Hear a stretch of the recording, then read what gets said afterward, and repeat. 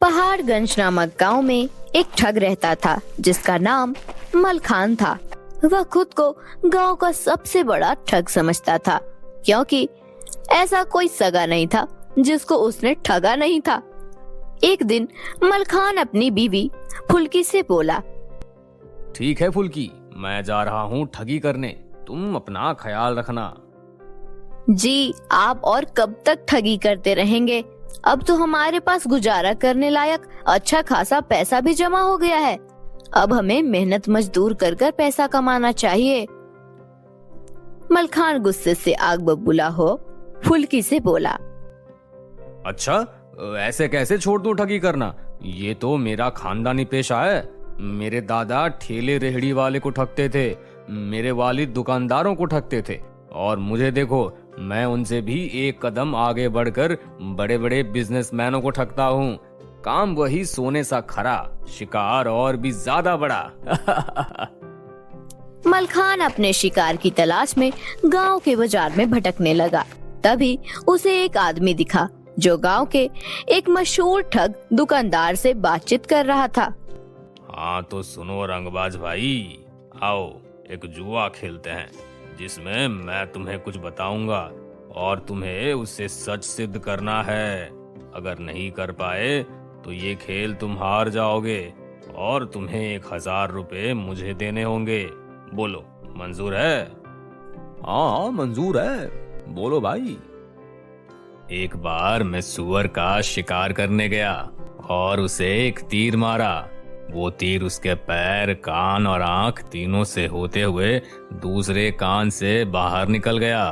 बोलो कैसे? रंगबाज मन ही मन बोला, लगता इस ठग को पता नहीं कि मैं उससे भी बड़ा ठग हूँ। अभी से मजा चखाता हूँ। रंगबाज कुछ देर सोच विचार कर बोला, जिस समय आप तीर मार रहे थे जनाब, उस समय वो सुअर अपने पैरों से कान को खुजा रहा था, इसीलिए वो तीर उसके पैर से होते हुए कान में गया, वहां से आंख पर गया, फिर उसके बाद वो दूसरे कान से निकल गया। अरे ये तो बहुत ही शातिर निकला। यही सवाल पूछकर मैंने न जाने कितनों को ठगा है। इसने तो मुझे ही ठग लिया।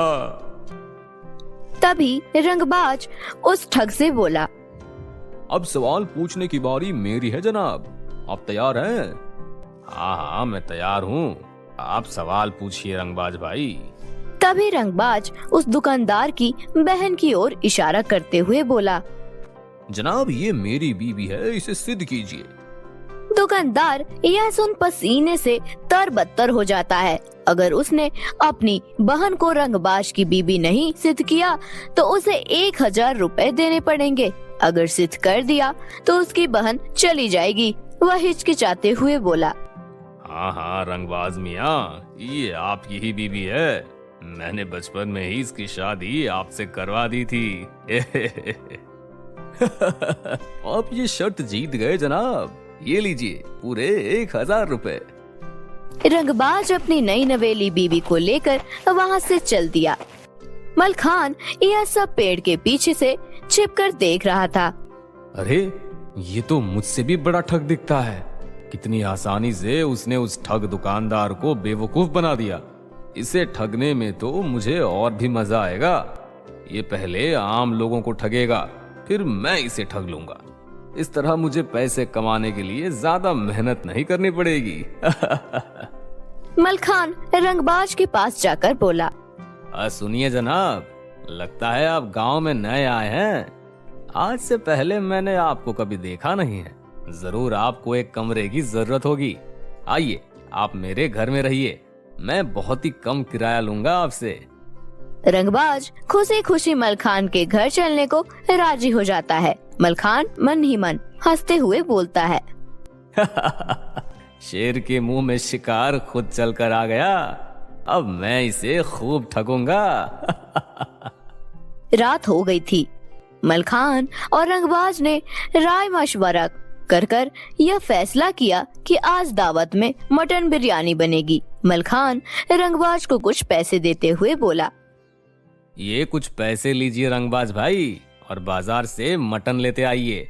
आपकी नई नई शादी हुई है, इस खुशी में आज की दावत मेरी तरफ से। रंगबाज वह पैसे लेकर बाजार जाता है।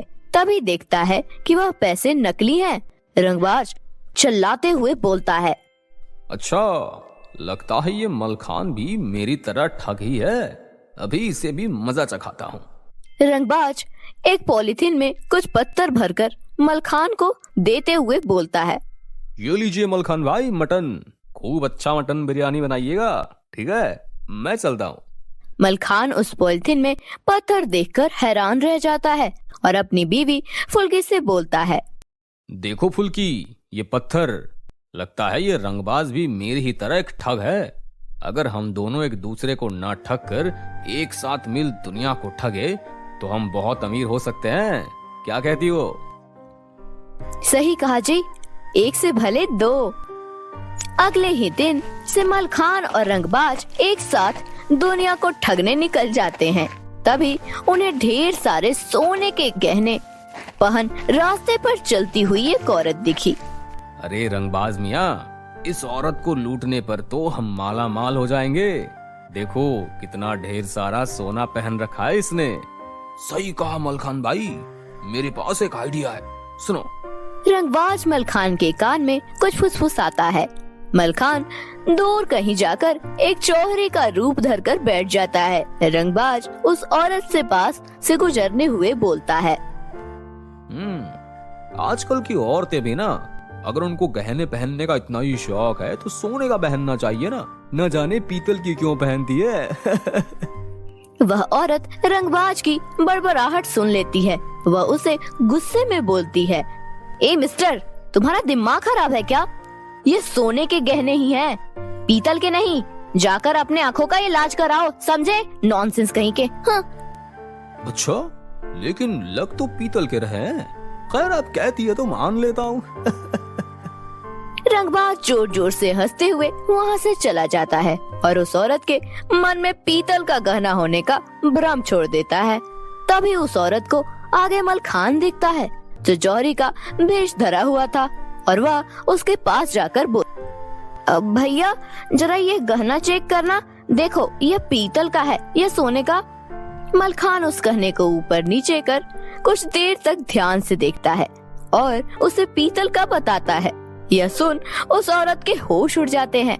ऐसा कैसे हो सकता है? मैंने तो इसे 2 लाख रुपए में सोने के दाम पर खरीदा है। यह बोलते ही वह औरत बेहोश हो जाती है। मलखान उसके सारे गहने और 4.5 लाख रुपए कैश को उठाकर 9-2-11 हो जाता है और रंगबाज के साथ मिल उन रुपए की गड्डी का बंटवारा करने एक जगह बैठ जाता है। ये लो मलखान, ये रहे 4.5 लाख रुपए कैश और 2 लाख का सोना, कुल हुए 6.5 लाख रुपए। इसमें से 50,000 निकाल कर राउंड फिगर कर लेते हैं। बाकी के बचे 6 लाख, उसमें से 2 लाख तेरे, 2 लाख मेरे और बाकी के 2 लाख अल्लाह के। अल्लाह का क्यों? वाह मलखान मियां, ठगी करते वक्त तो आप हमेशा आगे रहते हैं, लेकिन ज़कात खैरात के नाम पर पीछे भाग जाते हैं। ये अच्छी बात नहीं है। ठीक है, ये 2 लाख अल्लाह के वास्ते रख दीजिए, लेकिन कैश रखना, क्योंकि सोना तो मैं लूंगा। ठीक है, जैसी आपकी मर्जी मलखान भाई। रंगबाज अल्लाह के 2 लाख उठाकर आसमान में जोर से उछालता है, जो वापस से लौटकर उसके पास आ जाते हैं। रंगबाज ऊपर देखते हुए बोलता है, आपको ये पैसे नहीं चाहिए अल्लाह? ठीक है, इसे मैं ही रख लेता हूँ। रंगबाज वह 2 लाख अपने पास रख लेता है और बाकी के 4 लाख में से 2 लाख कैश अपने पास रखकर मलखान से 2 लाख का सोना उठाने को बोलता है, लेकिन मलखान के सोना उठाते ही उसे रोक लेता है। मलखान भाई सोच लो, अगर ये 2 लाख का सोना आप बेचने गए तो पुलिस आपको पकड़ भी सकती है, इसलिए आप इसे मुझे बेच दीजिए। मैं आपको इसके 1.5 लाख रुपए अभी दे सकता हूँ। रंगबाज मलखान को 1.5 लाख रुपए देकर सोना खरीद लेता है। मलखान 1.5 लाख रुपए पाकर बहुत खुश होता है। तभी रंगबाज राउंड फिगर के लिए रखे गए 50,000 की ओर इशारा कर कर हंसते हुए मलखान से बोलता है, अरे हम इसका बंटवारा करना तो भूल ही गए। रंगबाज उस 50,000 को उठाकर मलखान के 1.5 लाख से मिलाकर पूरे 2 लाख कर देता है और उसे आधा आधा बांटकर 1 लाख खुद लेता है और 1 लाख मलखान को देता है। फिर मलखान से बोलता है कि अरे मलखान भाई, मैंने आपके गहने जो खरीदे हैं उसके पैसे तो आपने दिए ही नहीं। खैर, ये 1 लाख आप मुझे दे दीजिए, बाकी के 50,000 बाद में दे दीजिएगा, ठीक है? लेकिन वो गहने तो मेरे थे ना रंगबाज भाई। कहाँ भाई, वो गहने तो अल्लाह के वास्ते थे ना, याद कीजिए। हाँ रंगबाज भाई, आप सही कहते हैं, वो गहने अल्लाह के वास्ते थे। रंगबाज मलखान को बेवकूफ बना सारे पैसे उठा वहाँ से 9-2-11 हो जाता है। कुछ देर बाद मलखान को सारा माजरा समझ आता है और वह पुलिस से जाकर रंगबाज की कंप्लेंट कर देता है, जिससे मलखान को पकड़े गए पैसे का 10% इनाम के रूप में मिल सके। रंगबाज भाई, अगर आप ठग है तो मैं महाठग हूँ। देख लिया मुझे ठगने का नतीजा। पुलिस उस गहने की मालकिन उस औरत को बुलाता है। वह और कोई नहीं, उसी पुलिस की पत्नी होती है। वह मलखान को देखते ही उसे पहचान जाती है। इस तरह मलखान भी ठगी के कारण रंगबाज के साथ जेल में ठगी की सजा काटता है और जेल से सजा काट जब दोनों ठग बाहर निकलते हैं तो आगे से कोई भी ठगी न करने का फैसला करते हैं और मेहनत मजदूरी कर अपना गुजारा करते हैं।